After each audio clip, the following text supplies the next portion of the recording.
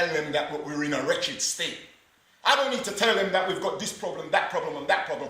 But when it comes down for them to do something, they don't want to do it. Why? They're fearful. They're frightened. They're scared to death rabbits. And so people want to excuse this now by saying, well, we need therapy.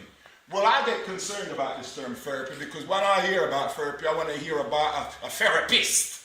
And what I'm saying is that the best way to fight against what the system is putting down on us is for us to collectively get together and begin to do something about that. For me, that's your best therapy, fighting back. And for me, stop making excuses for ourselves. The point where is the issue about reparation. I put it out straight. I put it out straight at the beginning.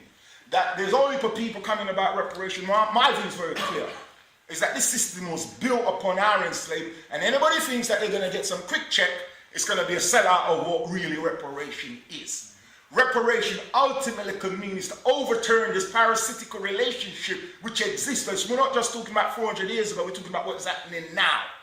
But we need to bring that understanding to our people, and that's why these workshops are important. So working with people, I'm in a relationship. I mean, my first commitment in life is not just a struggle, but to my children. Okay, I don't believe in just having children and you don't look after them. And I know within life that, you know, you work hard. You're in relationships that don't work out, you work hard. And I'm not saying you shouldn't work with people, but there comes a point when you've got to say to somebody, you know what, we've been trying this thing out for a little while and it ain't working. So best you go your way and I go mine. I'm not going to close the door on you, but at the end of the day, we've got to keep on pushing that work. And the important work for GAC, crucially, is for us to be carrying out our workshop with our understanding so we can galvanize a common understanding around reparation and at the same time working on that international level to see the limited work we can do to feed into that. Finally, on the question of this march, a text came through. I'm a GAC member. Anyway, I'm going to leave that aside. All right, yeah, okay. Right? And the people saying, there's a march going on. What is the members' views about supporting the march? I'm saying this, and we've got to really get political. People want to do workshop and they want to get political. Everything is political. Don't waste my time telling me you're going to workshop and people are telling me they're not political. Everything is political. And at the end of the day, you're either upholding this blasted system or you're trying to tear it down. And if you ain't trying to tear it down, I ain't got no time for you. Simple. I don't just have that time. So for me, the question was asked, should we support a march? The question we should ask is not about why we should support a march. The question an intelligent person should ask, what is the march about? When we're clear about what the march is about, then you can decide whether or not you want to support a march, not the other way around. We really got to get real and come out of this idealism, which is really crippling us from basically going forward. And just finally on this therapy thing. If people want to get some therapy, that's fine, right? I ain't arguing against it. If people feel like that's what they want, I'm bringing a couple of therapists, right, or some expert in reparation. I have no problem with that. There's a real battle out there. There's real reason why people are frightened to do things, because there's a state out there that comes down against you heavy. I'm doing work around deaths in custody. I'm doing work around a state that tackles on our black youth right now, out of destruction. When you come out against them, they're going to come to you. So a lot of people are frightened for that. And they want to hide it behind, well, big damage, fine. If you're a big damage, get your therapy. And I'm not knocking it, right? Get your therapy if you want therapy. As I was telling some people, I personally think I want to set up a bipolar group. Because the amount of people that's around. I think the best way for us, right, to really kind of feel empowered is when we come together to take direct action to change it. That's all I would really say in regards to that. But I hope that think carefully, not just we're not going to march or not, but be clear, what is the objective? Because you start marching and you're not clear about your objective, to me, is just a waste of time. Okay.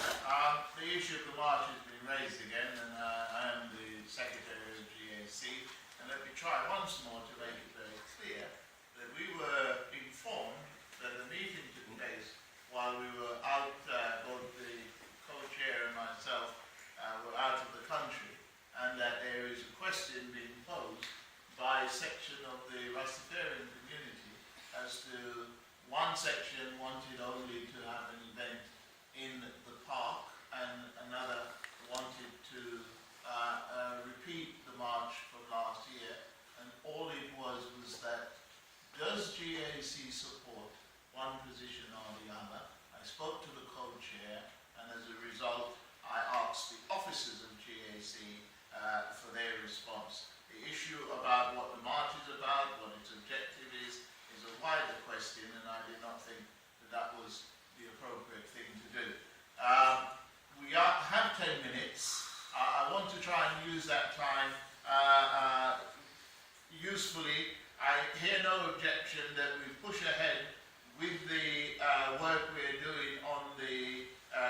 Zealand to try and ensure that something happened there.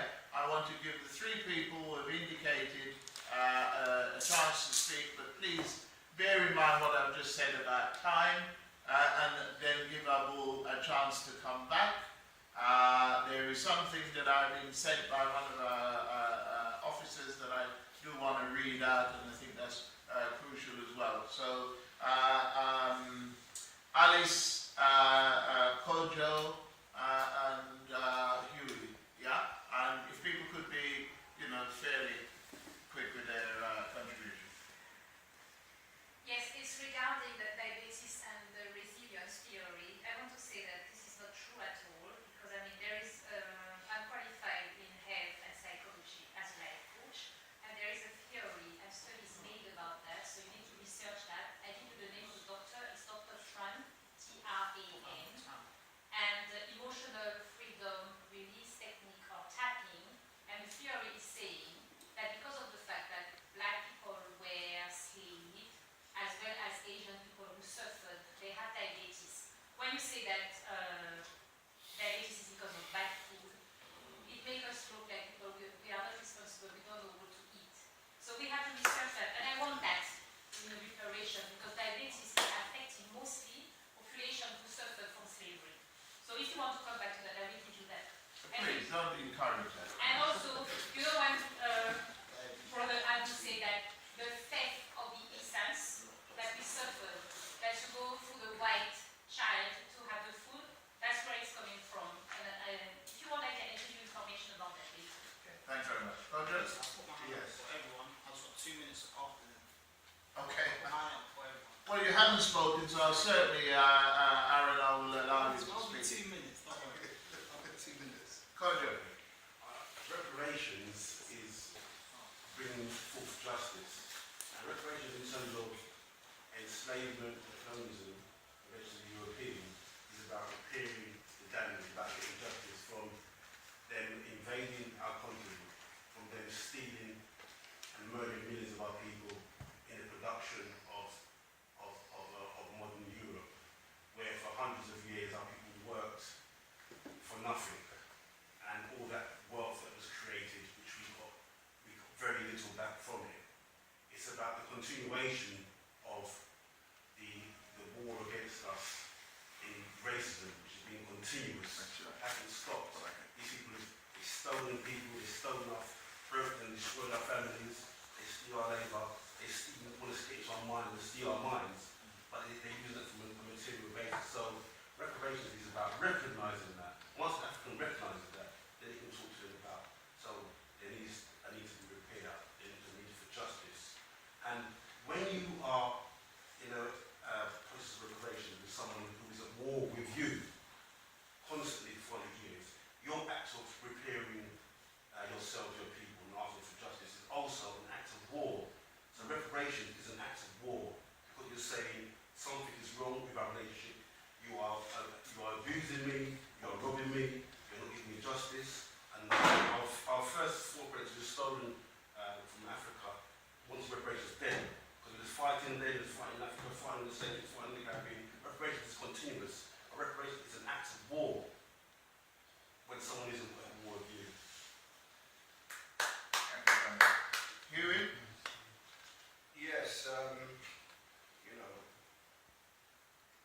I want to come back to France. Had colonized a lot of African countries, and so when you go home tonight, you can Google the 50-year colonial pact. That's what it's called. The 50-year colonial pact. What it was is that every Francophone country that got independence had to sign a pact with the French government that they would allow for 50 years all of their GDP, 85% of it, okay, which would go to French banks, and they were allowed to have 15%, and if they ran out of their 15%, they were then allowed to borrow of their own money, okay, from the French government. Every time a French policy politician, ran for office. African countries had to finance it. Anytime a president from Africa wanted treatment, he was able to fly into Paris for treatment. And if you try to oppose it or do something differently, they'll cause you to be either overthrown or coup d'etat, as you can see. So what you saw happen in Ivory Coast, that was a coup d'etat because he decided to do something about the cocoa business himself without the authority of French. All of the electric companies. Sorry to interrupt you, Comrade. I didn't do it as elegant as you're doing it, but that point has been made already. I mean, thank you for the Google bit, but, you know, what I really want is some concluding point around where we go. And as one of the commissioners of the UK reparation, I would have thought you would like to say, what do we do given our lack of traction? If you give me a chance to land, sir, I will then get on to that. Yeah, I was worried about flying around. All right, let me land. So, but you've got time, you can go on and see. I don't need to explain the whole processes, but it's really a tight situation that those presidents have themselves in. And it's again really about cowardice and not being able to stand on your own 2 feet and go about it. So where do we go as the UK Commission now? Again, I would advocate that we do go to workshops. Those who are qualified to teach on reparations should be given the opportunity to teach. And I don't have any beef. I'm a member of the New Black Panther Party, and we strive for unity. We don't strive for disunity. And so, one of the common bonds we should always be doing is trying to bring our people unified. If you're saying you're at war, you know, you're going to get some casualties on the way, but you should be fighting for unity. You know what I'm saying? And what I found out is that, you know, we've got time to fight one another, but we don't want to fight the white man. You know? If I say, 10 brothers, let's pick up some guns, let's go and do something, everyone's jittery. Or if it's against another black man, everyone's got some strength all of a sudden. But we don't want to fight the cracker. So this foolishness about, you know, if somebody wants to go that way, and because now you're principled. Principled in what? Be principled in unity.